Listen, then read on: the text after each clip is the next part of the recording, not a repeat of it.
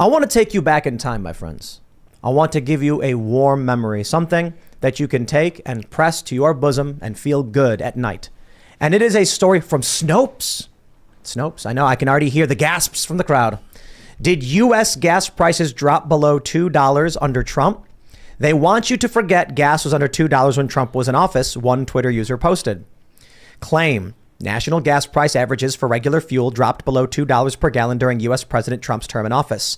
Snopes has determined this to be true. In early October 2022, received inquiries from readers who asked if it is true the national average gas price fell under $2 per gallon. That's right, $1.84 per gallon in April 2020. They do want you to forget it.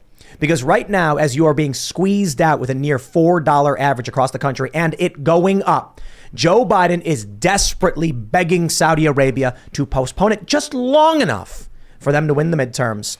So while that is going on and Joe Biden is facing, well, we'll see if there's any real consequences. But as long as we're talking about it and calling him out while he's facing that news story, I want to make sure everybody remembers gas dropped below $2 under Trump. Yeah. Wait. I'm sorry. Here's the I want to give a shout out because they did change the article.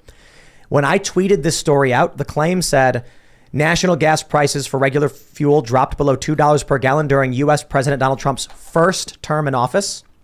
And I tweeted that screenshot. Styx Hexenhammer responded, pointing to first term, and then said, they know. They're implying Trump's going to win. He's going to come back in 2024. Well, this definitely gives them an opportunity to do so. And as you guys know, I'm not a big fan of Donald Trump, but under his administration, imported oil dropped by 25%. He did allow exploration. He did allow production, which brought more oil on the world market. And with more oil, the demand of it went down and the price of it went down as well. So when you look at those kind of policies, they did make a huge impact because when you have cheap energy, you have an ability for human beings to progress. And on that marker, Donald Trump has something to stand on and brag about since, of course, this administration is doing the opposite of that and wreaking havoc on our financial system deliberately. It's funny. It's like we were a net exporter of fuel, weren't we?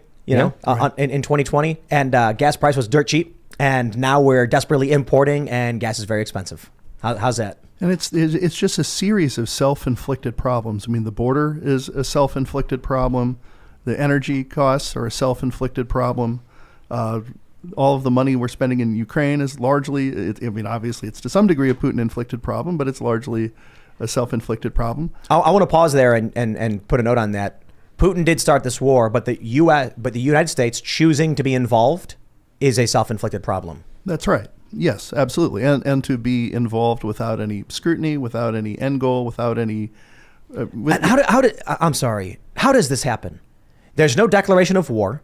How is it that we get roped into sending billions of dollars? What, 100 billion? What's the number so far? We didn't vote on this. Congress did Congress declare war and say that we're able to do this? The $40 billion they voted on, but the drawdown packages and all of those things, those don't come from Congress at all. This is war. This is providing intelligence and resources to fight Russia. And what, they don't need to declare war in this capacity? We're going to be dragged into it now. I mean, if they're allowed to get away with this, then there never will be. I mean, there hasn't been they've not declared war since what, World War II? Declaration of war has kind of become one of those dead letters. It's sort of a nicety. They're reducing the Constitution to really the Robert's Rules of Order, like the process-related things of like how many people get to serve in Congress, what their ages of eligibility are. Yep. We take those things very seriously. Enumerated power is not very much. I'm looking at the average crude oil price, and it is true. In April of 2020, it was $21, but in January of 2020, it was 61. So it dropped massively. Pandemic. And then the pandemic struck, and then it started just to scale back up to 100. And so from 21 in April of 2020 to 116, 5 times the amount in June. And it's got to be correlating with inflation, which is also self-inflicted. I think if you look at the average of his presidency, it was like $2.30 or something. So even if we were to take out that low point, it was still better under Trump. And it's simple. When Trump is green lighting energy exploration and production, speculation on these things are that supply will meet demand, and so the price stabilizes. When Joe Biden comes in and starts axing permits and shutting down pipelines, speculation is that we will not have a supply to meet demand, and the price skyrockets just from speculation alone. Not to mention, we do have now a reduced supply. And then we go, Biden goes to Saudi Arabia and says, we desperately need production to go up. And they say, no. So what does Biden do? He drains the Strategic Petroleum Reserve.